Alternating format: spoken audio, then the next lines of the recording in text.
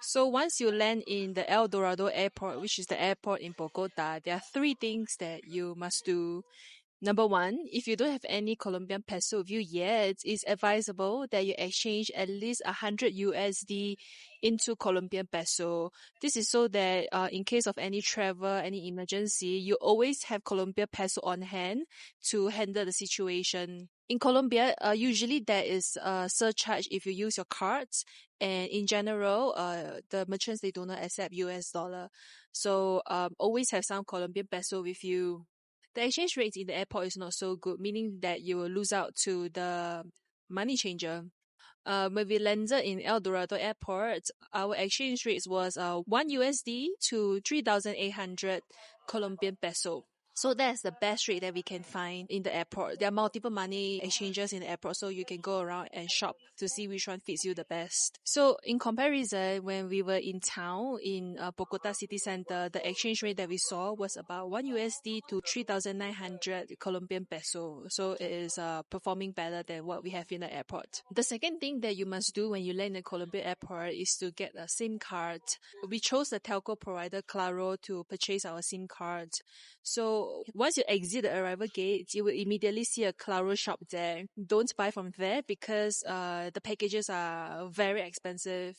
So what we did was we exit the arrival gate and we go upstairs to the departure hall to one of the a small shop selling electronics to purchase our SIM card, which is way more affordable and we don't have to subscribe to the expensive plan right away. Don't be pressured into purchasing an expensive plan right away. Once you exit the arrival hall, do shop around and take your time to understand what the plans entail. So we bought a 3.5 gigabyte plan instead of the 18 gigabyte plan that the Claro shop proposed to us.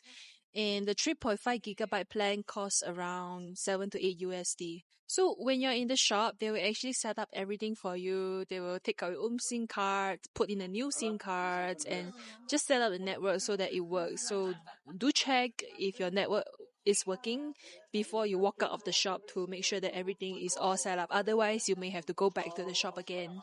If the data plan that you purchase is not sufficient, you can always go to town to one of the convenience stores. There's one called OXXO that's everywhere in town, OXXO, that you can go into the shop to top up the SIM card. So you just have to go to the counter and ask the cashier to help you with the top up.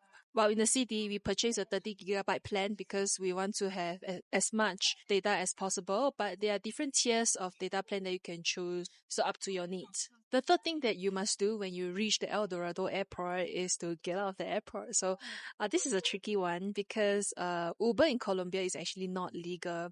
So at the airport, if you order Uber, the driver may ask you to meet outside of the airport, or the Uber driver may be caught by the airport police. So there are quite a bit of complications with using Uber while we are in the airport.